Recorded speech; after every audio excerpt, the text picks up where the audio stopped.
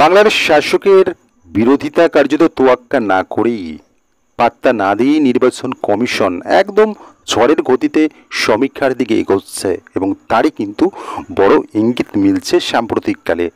রাজ্য নির্বাচনী আধিকারিকের তরফে কিন্তু একটা বড় সিদ্ধান্ত নেওয়া হচ্ছে বা বৈঠক করা হচ্ছে। সেক্ষেত্রে সেই বৈঠক হচ্ছে 29শে আগস্ট এবং এই আগস্টের মাসের মধ্যেই কিন্তু এই যে সমীক্ষা করার প্রস্তুতি, সেই প্রস্তুতি শেষ করতে চাইছে নির্বাচন কমিশন।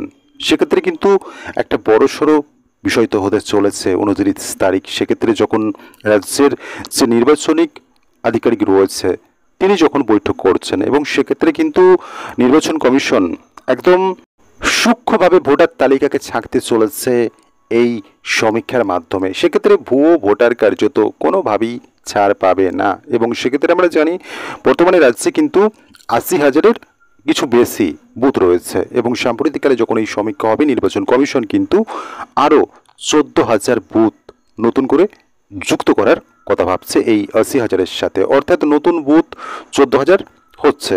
সেক্ষেত্রে নির্বাচন কমিশনের তরফে যে বিষয়টা বলা হচ্ছে যে প্রত্যেক বুথে 1200-র বেশি ভোটার থাকবে না। আর যদি সাম্প্রতিককালে এই 1200 ভোটারের বেশি ভোটার থেকে থাকে সেগুলো কিন্তু বুথ ভাগ হয়ে যাবে। অর্থাৎ সেক্ষেত্রে 1200 ভোটারের বেশি যে সমস্ত বুথগুলো রয়েছে সেগুলোকে বিভক্ত করা হবে, অর্থাৎ সেক্ষেত্রে নতুন বুথ তৈরি হবে। এবং এই বিষয়টা নিয়েই কিন্তু বৈঠক হচ্ছে সাম্প্রতিককালে। এবং সেক্ষেত্রে শাসক দলের বিরোধিতাকে তোয়াক্কা না করেই নির্বাচন কমিশন কিন্তু ঝড়ের গতিতে এগিয়ে চলছে। আমরা জানি রাজ্যের শাসক দল তো এমন অভিযোগ আনছে যে তারা ন্যূনতম একজনের নাম ভোটার লিস্ট থেকে বাদ দিতে দেবে না। এর মধ্যে কতটা যৌক্তিকতা রয়েছে সেটা নিয়েও কিন্তু বিরোধীরা প্রশ্ন তুলেছে।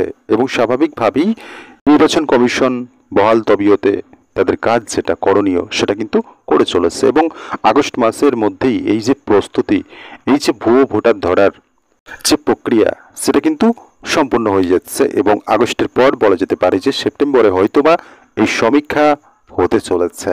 স্বাভাবিকভাবেই ভুয়ো ভোটার যারা রয়েছে তাদের দুশ্চিন্তা বাড়ছে। নিঃসন্দেহে যারা অনুপ্রবেশকারীরা রয়েছে এতদিন পর্যন্ত হয়তোবা ছাড় পেয়ে যাচ্ছিল, ভোটার লিস্টে অনৈতিক পথ অবলম্বন করে ভুয়ো নথি ব্যবহার করে ভোটার লিস্টে নাম তুলেছিল, তারা তো কোনোভাবেই আর বাঁচতে পারবে না। সেক্ষেত্রে নির্বাচন কমিশন একদম শক্ত হাতে সেই দিকে অগ্রসর হচ্ছে, এটা কিন্তু আবারও স্পষ্ট হলো।